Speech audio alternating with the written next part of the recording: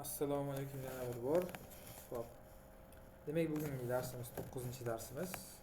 O'tgan 8-darsimizda biz chat bo'limi haqida gaplashgan edik. Nima kerak bu? Chat qismi qanaqa afzalliklari bor, qanaqa kanallar bo'lsa bo'ladi. Telegram, Instagram, WhatsApp, Facebook haqida gaplashgan edik.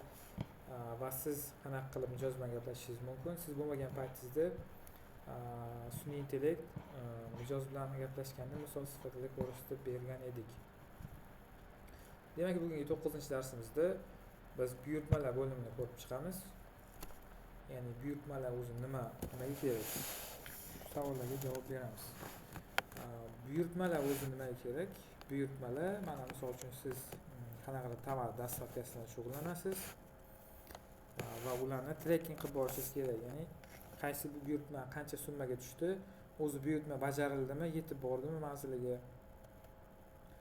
Mana shu savollarga javob olishingiz mumkin. Ya'ni bizda hamma buyurtmalarimiz filtr yoqilgan.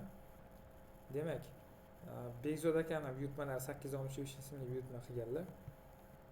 Holat tugadi, ya'ni yetib borgan, qanaqadir tovar bo'lishi mumkin, ko'rsatilgan xizmat, pul to'langan, hammasi yaxshi. Bu qayta sotib emas, yangi mijoz hisobiga olingan buyurtma. Hammasi shunaqa. Mana Sardor Nazarovga buyurtmasi, telefon raqami mana kutilmoqda. Bu hali yetib bormagan, egasiga tovar, bu ham yangi mijoz bo'lgan demak. Mana bu yerda eski mijozimiz ham bor ekan. Bekzod Toshpo'latov 160 ming nimadir zakaz qilgan. Bu eski mijoz, qayta zakaz bergan. Ya'ni har doimgi mijozimiz.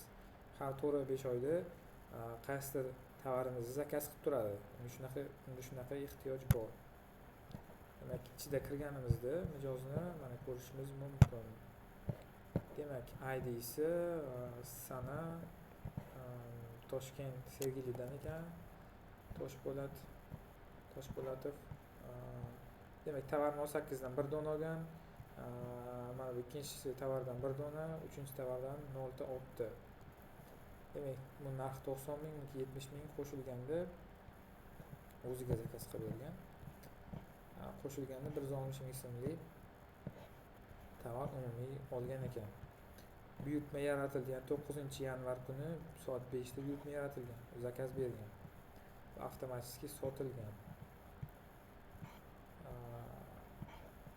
Ya'ni umuman olib qaraganda bizga berilgan zakazlarni mana shu yerdan ko'rib borish mumkin.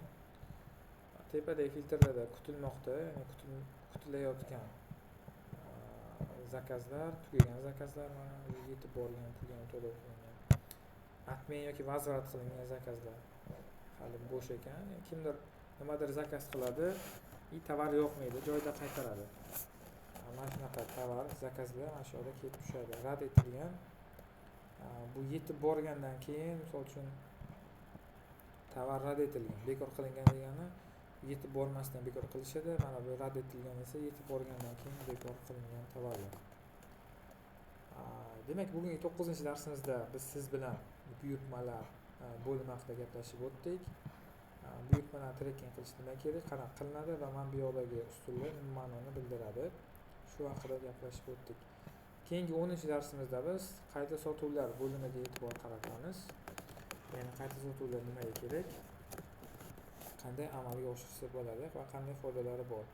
Shu haqida gaplashib o'tamiz. E'tiboringiz uchun rahmat. Keyingi darslarda ko'rishguncha sog' bo'ling.